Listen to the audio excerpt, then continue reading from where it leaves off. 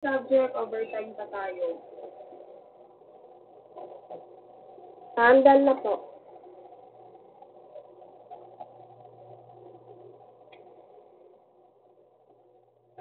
Okay. Finish na finish ang pag-iista. 10 minutes yung almost 12 minutes ang binigay ko sa inyo ng time ako. Siguro naman ay tamang-tama na yan. Okay, wag mo na lang mag-up ng kamay. Walang magda-down ng kamay. Si-raise ka down. Patingin ang mga sagutin niyo sa balita.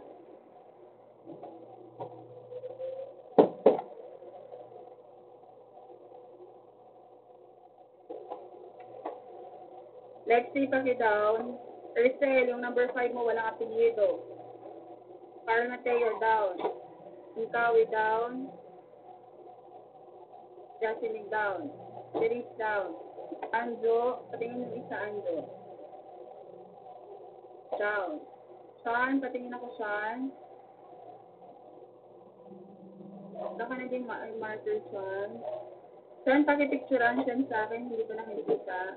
Ganon din sa'yo, EJ. Pakipicturean, send sa akin. Evangelista, patingin ako, anak. Pakipicturean yan, Evangelista ngayon. Pasend sa akin. Hindi ko nga nababasa ng maayos. Okay, Ashley. Asan yung number 5 mo? Pa nakapagsagot hanggang 4 ka lang. Alexander, patingin.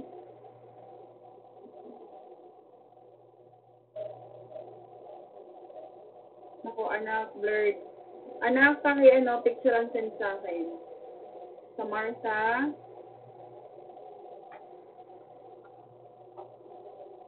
Si anak, down. Excuse me po, ma'am. Picture ko lang po. Ilagay ko po sa papel. Ram.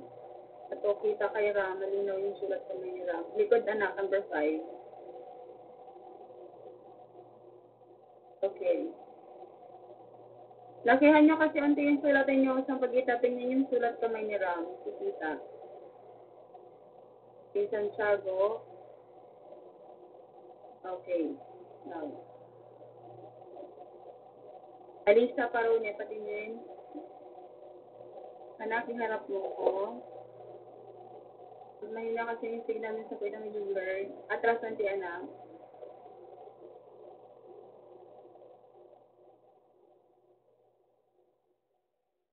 May likod. Kadugtong yan, anak. Anak, tinitingnan ko. Huwag mo namang igalaw-galaw. Just me. Nahilo ako. Patingin nga sa likod. Yung pangalawa, number 3 and 4 and 5 mo. Yan, walang apelyido. Number 5 mo. Mali na yan. Again ha, kung number lang yung sagot niyo sa number 5, mali yan.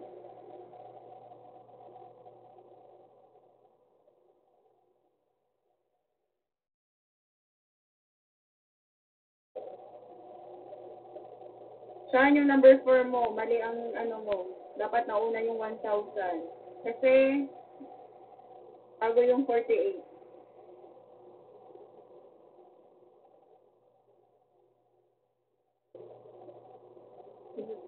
Kaya pala, ang tagal mong natapos din, Evangelista, kasi sinulat mo lahat yung suliranin.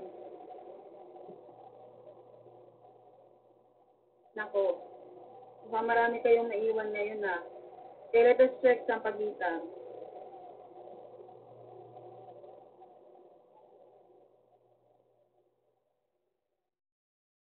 Okay. So sabi dito, i-discuss ko yung suliranin sa pagitan ha. Halimbawa, kayo si Liza. Balak daw ninyong bumili ng damit para sa inyong nanay pangregalo sa kanyang kaarawan. Halimbawa ha, kayo si Liza sa pagitan. Ang pera nyo lang ay 480. Ang pera nyo lamang ay 480. Tapos yung presyo ng damit, kung halaga ng damit ay 1,000. Ngayon, ilan ba daw ang kulang ninyo o magkano na lang ba ang kulang ninyo para mabili ninyo yung damit na nagkakahalagang 1,000 kung kayo ay meron ng 450. So, unang-una dyan sa pagitan, ano ang itinatanong sa suliranin? Evangelista. Ano ba ang tinatanong sa suliranin, Evangelista?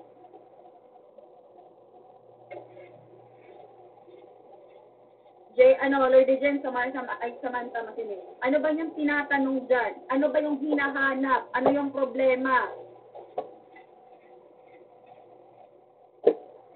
Evangelista.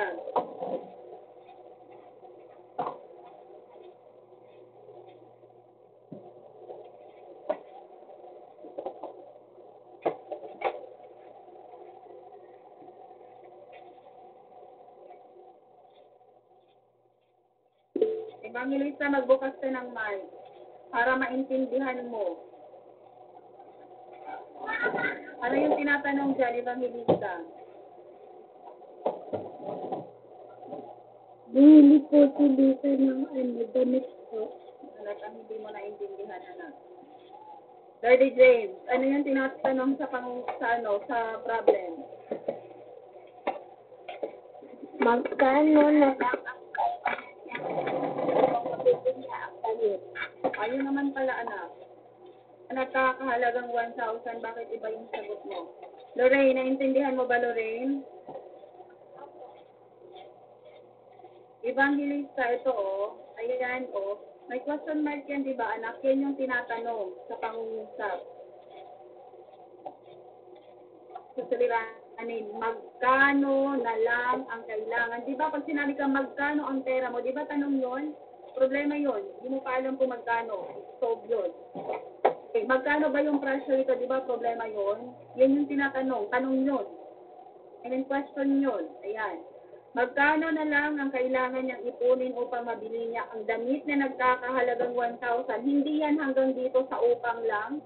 Hindi yan hanggang dito sa ang lang, kundi hanggang may dulong question mark. At again, Alexander, huwag kalimutan yung question mark. At EJ, laging magsisimula sa capital letter. Diba kasi, yan ay tanong. Diba ang tanong niya. Diba yan ay pangungusap. I-relate natin sa lesson natin kahapon sa Pagita. Diba ang pangungusap ay laging nagsisimula sa malaking titik. At pag nagtatanong ka ay laging question mark. Hindi dapat tultok. Naintindihan? Nakuha sa Pagita. Evangelista, naintindihan? Hindi yung kukopyahin mo, anak. Lahat. Kasi yun yung buong suliranin Ang tinatanong lang una ay ano? Itinatanong sa suliranin, ano ba yung tinatanong dyan? Ayan, magkano na lang ang kailangan niyang ipunin upang mabili niya ang damit na nagkakahalagang 1,000. Evangelista, nakuha? Evangelista. Samantha. Lady Jane.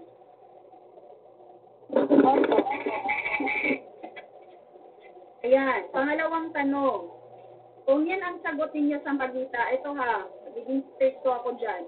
Kung ang sagot nyo ay nagsisimula sa malaking titik, ito yung sagot nyo at may question mark, tama yan. Pero kung small letter lang at walang question mark sa dulo, mali. Nasanay kayo sa Pagita. Lesson nga natin kahapon, di ba, pag pangungusap, nagsisimula sa malaking titik at laging merong tandang pananong, ay tandang question mark, or banta. Grade 2 na kayo sa Pagita, please i-apply ninyo yung lesson natin. Huwag niyong kalimutan. Next. Mga binigay na datos o informasyon, Evangelista. Ano yung mga datos, mga bilang na binigay dyan? Sabihin ka nga ng maayos, Evangelista. Umupo ka ng maayos na. Evangelista, ano yung mga datos? Ano yung mga numero na nakita mo dyan? Mga tanong po, ma'am. Anak, ang tinatanong ko, numero. Ano yung numero nakita mo dyan? Numbers. Ano ba yung mga numbers na nakita mo? Di ba sabi, ang step number 2 ay mga ibinigay na datos. Pag sinabi natin datos, numero yan. Ano ba yung mga numero na nakita mo, Evangelista? 1,000 po tapos 480. Peso.